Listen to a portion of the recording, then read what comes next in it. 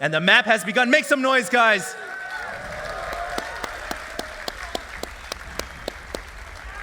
That's all good. All right, now at the 12 o'clock position, ladies and gentlemen, from South Korea, we have FXO's Lucky. Make some noise. Lucky getting no love. Well, maybe he'll get lucky today. Stephano on the right side of the map. He's the pink Power Ranger Zerg. Let's hear it for Stephano.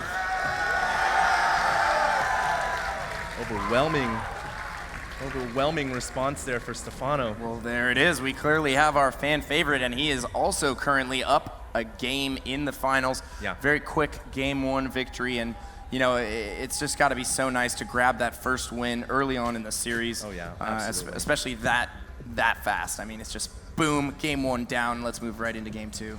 Now, it looks like Lucky did go ahead and pick Antigua Shipyard. This is actually a map that's a little bit more open in terms of how much area there is on the map.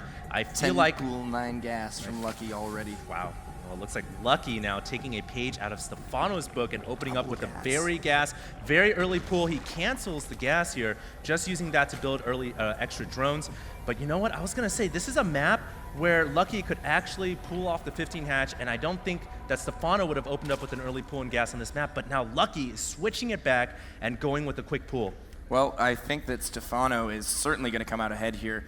You know, his pool's slightly later. He eked out those extra drones, and I just like his build a little bit better. I think Lucky was anticipating maybe a 15 hatch or something, going to try and get in there and do some early damage with these lings, but Stephano is most definitely going to have, you know, either a queen almost done or, you know, four to 6 lings of his own out by the time that Lucky makes his way all the way over there, especially on a huge map like this. Yeah, and a build like this is more tailored to dealing with a quick 15 hatch, as we saw Stephano use against Lucky in the prior game. Now, with Lucky going opening with this early pool, I just don't see those 6 Zerglings doing enough damage, as you said before, because Stephano's pool is now up. He's going to have a queen for defense. He can also use his drones if he really needs to, and he's about to have Zerglings of his own pop out.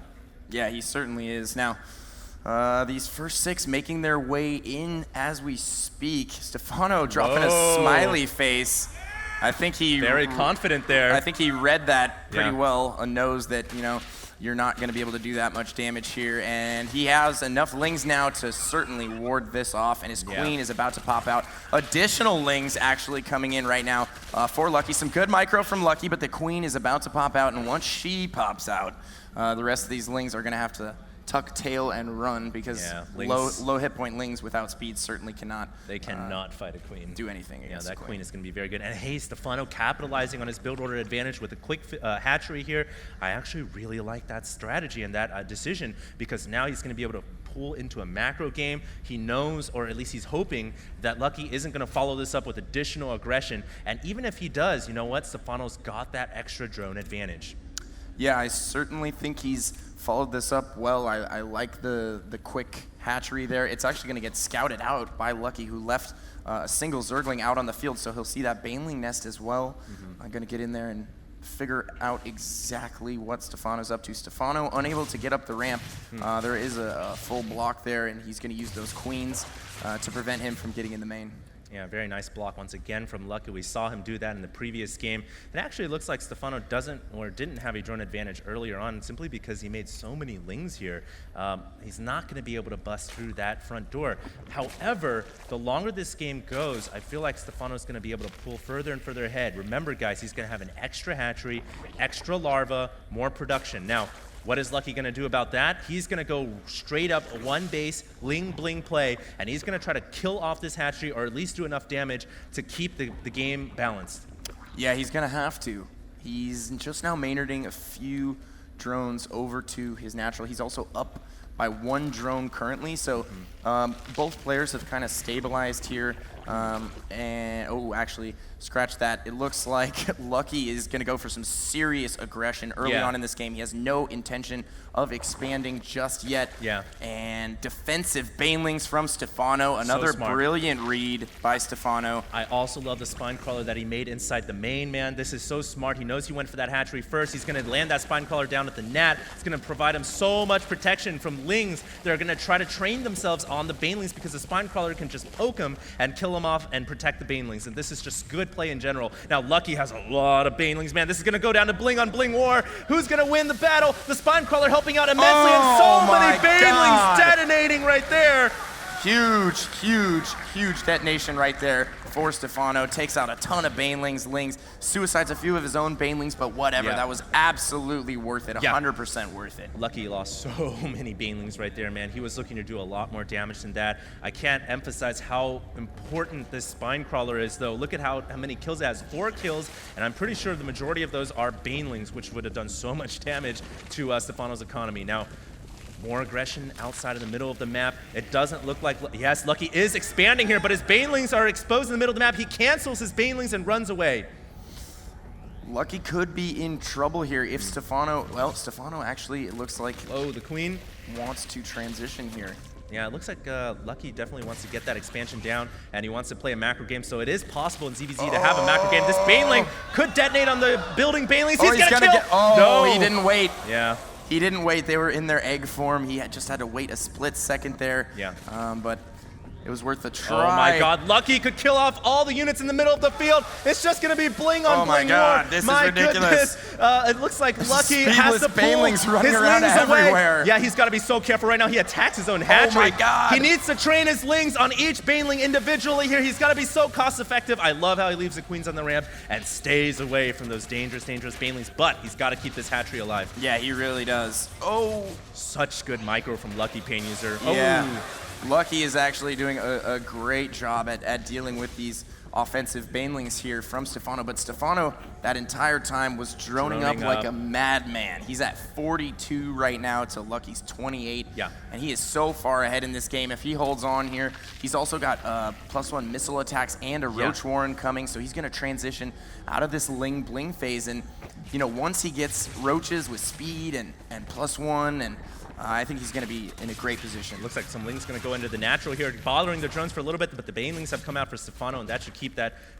these drones alive. And you mentioned Stephano has been droning behind all that aggression. That's going to put him ahead significantly. Now, in Zerg versus Zerg, as soon as the roaches start to hit the field, it gives you that sense of stability in ZVZ. Unlike Ling and Bling wars, you're always tense and you're always like worried that something's going to happen. But once you have roaches out on the field, there's a very good possibility of the game starting to stabilize into Roach Infestor wars. Yeah, Ling Bling, you know, as a spectator is certainly fun to watch. It's the most nail-biting form of micro in StarCraft 2 as far as I'm concerned. You just have those moments every 5 seconds because you never know what's going to happen. And, you know, the whole game revolves around a few baneling explosions. If somebody gets lucky, I've got to stop doing that. But if somebody gets lucky, then, you know, they can find themselves way ahead in the early game. Both players transitioning into the Roach phase here. Yeah. We have +1 coming for both of them as well. So virtually identical builds out of these two guys right now, except for the fact that Lucky's layer is considerably behind. One thing we forgot to mention is the positional spawns on this map actually favor Lucky considerably, as these rocks are right exposed to the middle of the map. If those rocks go down, the third expansion is going to be a little bit more exposed to Ling aggression, and of course roaches as well. Now, you mentioned both players have gone into the Roach phase. This is where the Baneling and Ling wars kind of cool down for a little bit. Things are going to stabilize, and we're going to see roaches pretty much for the majority of this game. Yep, and heaven forbid Stephano get his hands on some infestors, because he is so good with those. His fungal growths are always on point. He's just very, very good with infestors, and you know, I think if we go into that phase, I see an advantage for him. And now using these banelings to ward off the Lings from Lucky. Wow. Gonna chase down these roaches here. Trying to choke off a couple of roaches as they are staggering behind. Every single roach kill he can get is certainly gonna help. Don't forget, ladies and gentlemen, Stephano also has the upgrade advantage in Roach versus Roach wars. Those upgrades, especially the missile attack, so important. Stephano already has 1 extra upgrade. In fact, he's getting the 2nd missile and the carapace as well. So his roaches are gonna be considerably more powerful than Lucky's. Not only are they going to be more powerful, they're going to be a heck of a lot faster, because speed is about to finish for him as well. Wow. And once he gets speed, we're not going to see a situation like what we just saw where, he's chasing him halfway across the map, trying to use lings to cut him off. He can actually just straight up chase him. He can force the action at the natural. And here we go. Speed is done, and this might be a timing window that Stephano is trying to hit here. He's ahead in the macro sense. He's at 125 supply right now to the 114 of Lucky. So I think he has the superior army here as well. Oh my God. Lucky here going for a Nidus Worm. This is a little bit unconventional.